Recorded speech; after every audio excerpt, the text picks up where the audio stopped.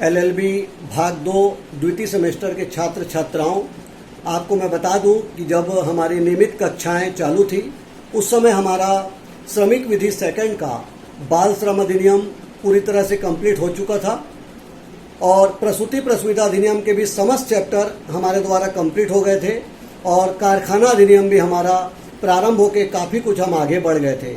लेकिन फिर भी इस कोरोना वैश्विक महामारी के बीच जो शिक्षण संस्थाएं बंद हो गई है उसे देखते हुए हम पुनः ऑनलाइन के माध्यम से अपने सभी विषय की पढ़ाई प्रारंभ कर रहे हैं, जिसमें मैं पुनः बाल श्रम निषेध और विनियमन अधिनियम श्रमिक विधि द्वितीय के अंतर्गत आप लोग को बता रहा हूं, जिसमें आज मैं बाल श्रम अधिनियम से संबंधित कुछ महत्वपूर्ण शॉर्ट नोट्स जो परीक्षा की दृष्टि से महत्वपूर्ण भी है वो आपको बताना चाहूँगा।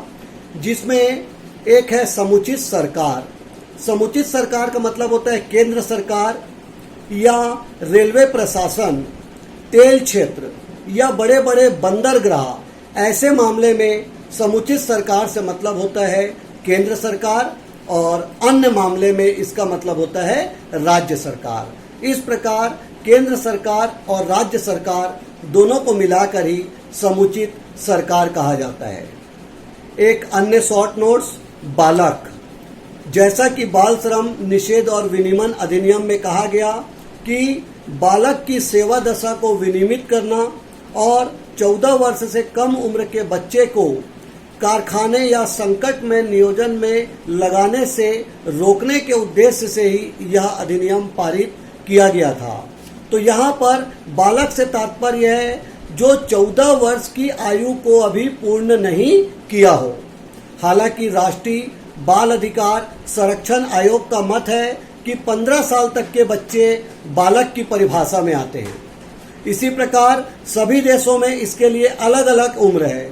अमेरिका में 12 वर्ष, ब्रिटेन में 13 वर्ष और भारत में 14 वर्ष सीमा निर्धारित की गई है। हमारे संविधान ने भी बालक की उम्र सीमा 14 वर्ष निर्धारित की है। अतः 14 वर्ष तक के बच्चे बालक की परिभाषा में आते हैं। इसी तरह दिवस। दिवस का मतलब होता है 24 घंटे की अवधि जो अर्धरात्रि से प्रारंभ होती है। ध्यान रखें, अर्धरात्रि से प्रारंभ होने वाली 24 घंटे की अवधि को ही हम दिवस के नाम से जानते हैं।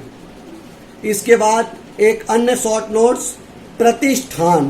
प्रतिष्ठान का मतलब होता है कोई भी दुकान, कोई भी प्रतिष्ठान, कोई भी कार्यशाला, फार्म, रिहायशी होटल, रेस्टोरेंट या पब्लिक मनोरंजन के साधन, इन सभी को हम प्रतिष्ठान की परिभाषा में रखते हैं।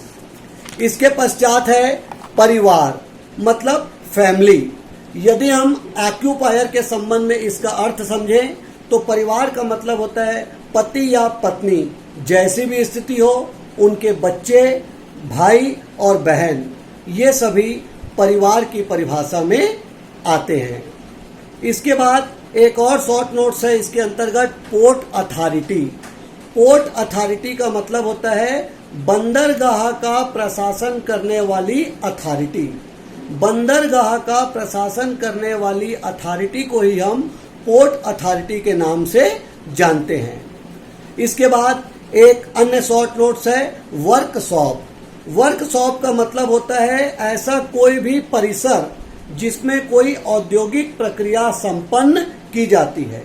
ऐसा कोई भी परिसर, चाहे उससे जुड़े हुए भाग सहित, जिसमें कोई भी औद्योगिक प्रक्रिया संपन्न की जाती है, उसको हम बोलते हैं वर्कशॉप। लेकिन ध्यान रखिए, इसमें वह शामिल नहीं है जहां फैक्ट्रीज एक्ट की धारा 67 लागू होती है। तो इस तरह बाल श्रम अधिनियम में आप लोग को इतने शॉर्ट नोट्स आपको देखने हैं। मैं अंत में फिर बता दूं, बाल श्रम निषेध और विनियमन अधिनियम में बालकों की सेवा दशाओं का विनियमन करने, उनसे संकट में नियोजन में लगाने से पूरी तरह निषिद्ध किया गया है और ऐसा कोई नियोजक जो 14 साल तक के बच्चों को कोई भी जोखिमपूर्ण, संकटपूर्ण या किसी कार्य में लगाता है, उसे दंडित करने का प्रावधान इस अधिनियम में बनाया गया है।